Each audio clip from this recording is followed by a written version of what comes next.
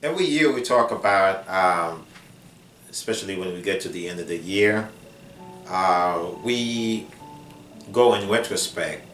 We review the moments, the unforgettable moments throughout the year, but also we talk about the losses of the year.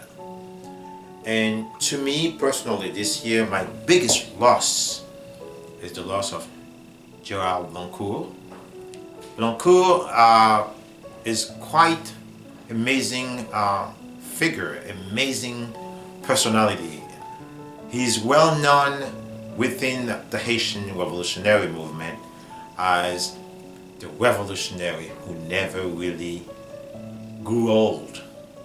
Physically, he was old, you could see, but mentally, patriotically, and ideologically, Bloncourt remained as young, as vibrant as he's been since he was expelled from the country back in 1946.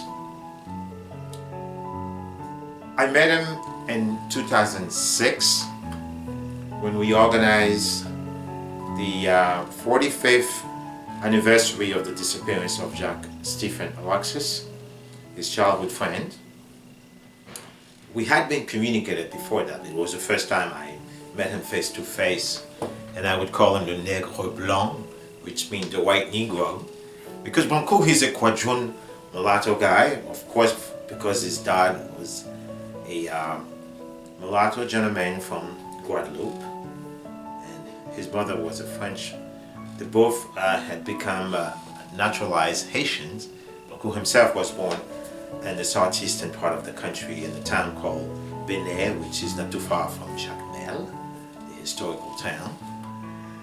And he was very jovial. He was very, this is a gentleman, no matter the moment, he would still find a way not just to laugh, but also to joke. Remember the night we spent together in the backyard where he would tell me stories about his younger years.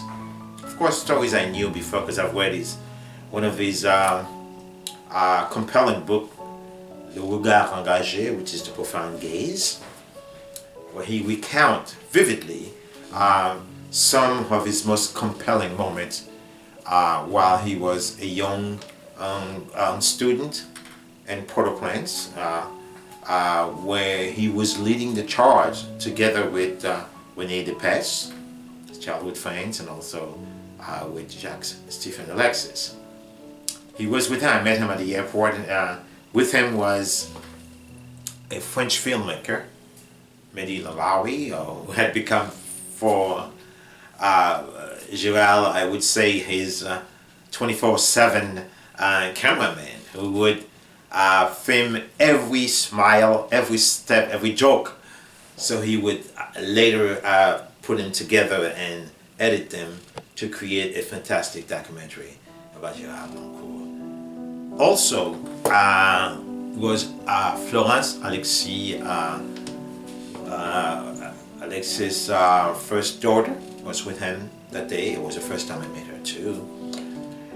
And we drove to that hotel, not far from my house in Plantation.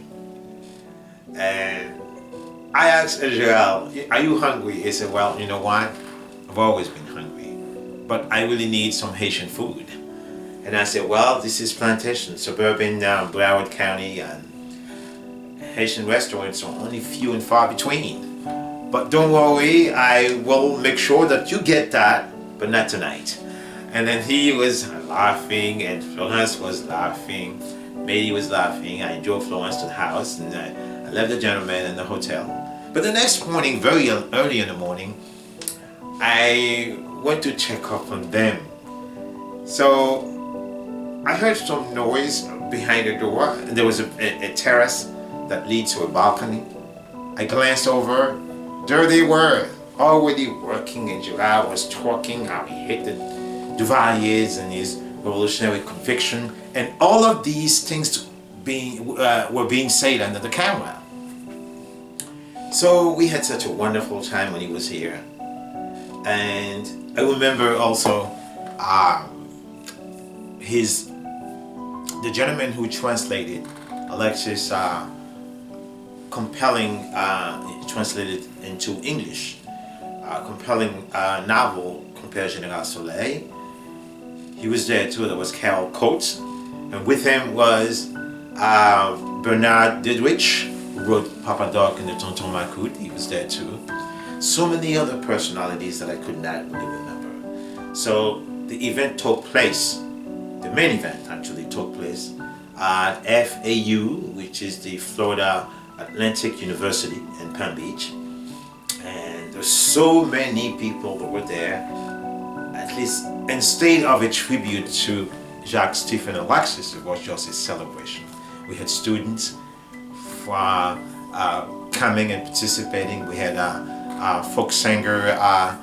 We also had the acoustic group by Jean Mapou was there too, Société Koukoui.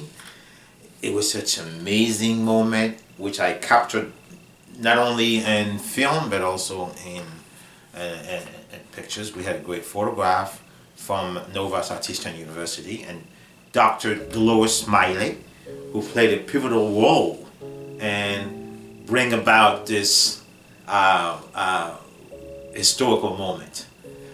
So we kept in communication, and we kept on talking. We always communicate. I remember my wife and I traveled to Nantes, France, and then we pay a special visit to him.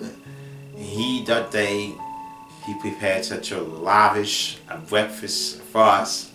We joked around food, and of course his younger years always, and it was the last time we met, but we kept communicating with each other. When he told me that he wasn't feeling well, and I said, what was wrong? He said, well, you know what? They just discovered un petit joli cancer, which is a beautiful little cancer. And he was joking about it, you know. So this is a guy who's never been afraid. He was a member of the Haitian, Unified Haitian Communist Party Politburo. Bloncourt, who never actually militated, never really took part of the great revolutionary movement from 1960 to 1970, but it was always, because he was expelled from the country actually, he was in exile, but he was always part of the push, what they call it, with the French acronym, but he was always also in support of international movements. You would find him in North Africa, you would find him in several other places. He would be right along the Portuguese workers. Bloncourt himself was celebrated in Portugal for his tireless work using his camera. Bloncourt was not only a revolutionary with deep conviction, he was also a painter. Bloncourt was, you know what they say, that they say a picture can tell 1,000 words. So with his pictures, he was able to meet some great personalities. Among them, it was Fidel Castro, and then so many. I can just, if you go to his website, you would see Je les ai rencontrés, which means there was a time I met these folks, including me also, and I'm so proud of it. So to me, to speak about him, and I'm going to close this note, is to say that he has always been, for a long time, the dean of the Haitian left. And losing Gérald Bloncourt is a great loss for the Haitian movement, because he never spoke, he never missed an opportunity to talk about conquering the true independence for the country. He never stopped.